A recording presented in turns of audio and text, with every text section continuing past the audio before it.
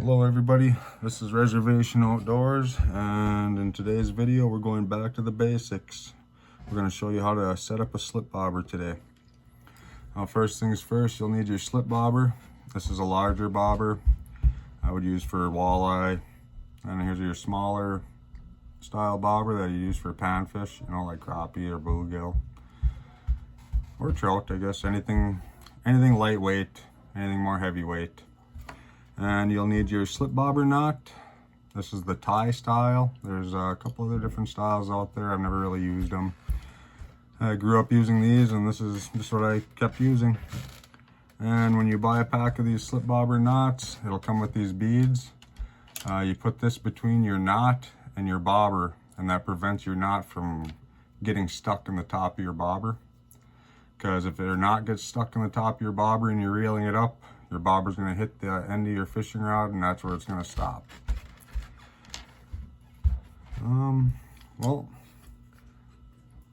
I think I'm going to set up a panfish rig today, so I'm going to put this one over here and use the smaller bobber.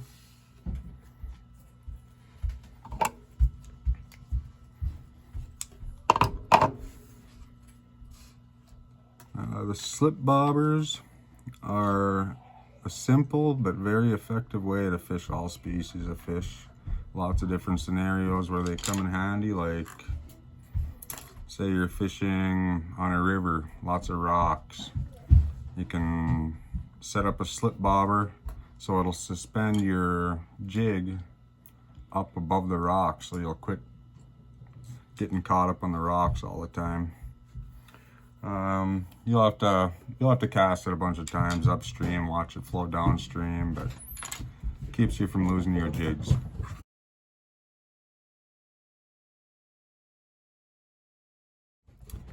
First things first, here we're gonna put the slip bobber knot on. So you put your line through that little tube it comes on. And some of these slip bobber knots, their tube, it comes with a little cut down the side. So after you take it off, you just slide it off your tube. After you take it off, it'll just come off the line. But this one here, I noticed it doesn't have that slit. So we're gonna have to take this knot off right from the start. And when I take it off the tube, I tighten it down so it's snug, but I don't tighten it down hard till I'm ready to set my depth. So now that I got that on the line, I just slide it up. Slide the tube off, and next we would put the bead on the line. Get that on there, slide it up to your bobber stop. Next would be your slip bobber, line through the top, out the bottom. And next we need our hook, or small jig, whatever you want to use. Okay, I just have a little small panfish jig here.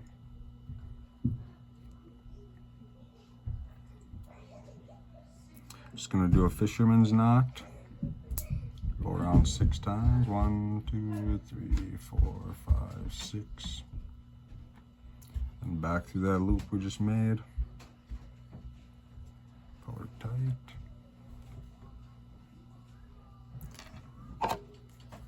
Cut the excess line. Now when you're using a hook, you're going to need some sinkers on your line. Otherwise your line's not going to pull through the slip bobber down to the knot. So you need to match your sinker or your jig up with the size of the bobber. So if I put a big sinker on there, when it's sinking down, and the slip bobber gets to the bobber, if I have too much weight on my line, that bobber is just going to keep going down. It's just going to keep going down. So you're going to have to downsize. So let's just purposely put too much weight on this one. Okay. And a couple split shots on here.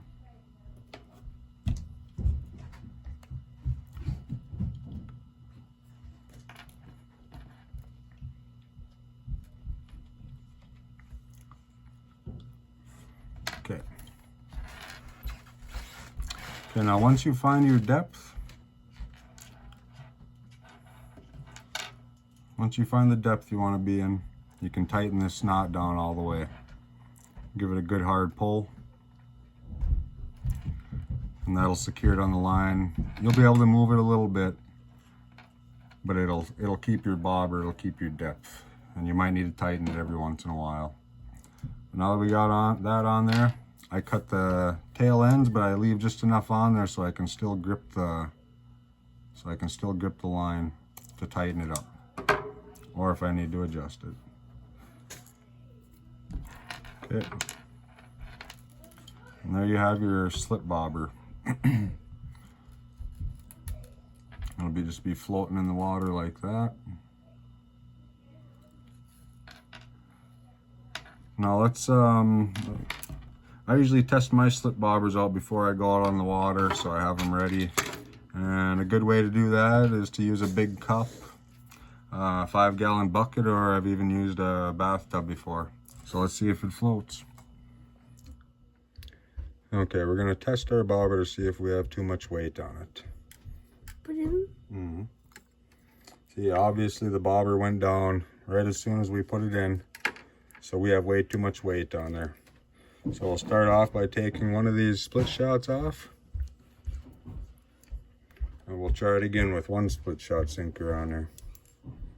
Oh, looks like there's just enough bobber to hold that up, but I know once we put a minnow or a leech or anything on there, just a little bit of wind, that bobber's gonna be going underneath, and it's gonna look like we're getting a bite every time. So I'm gonna go just a little bit smaller with my split shot.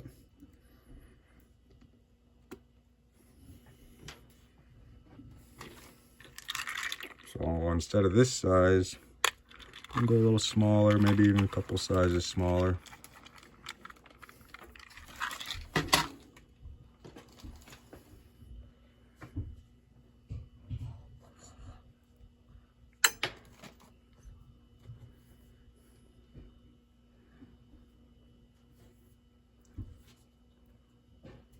Okay, got a smaller sinker on there. See how that goes. Yeah, it's looking much better.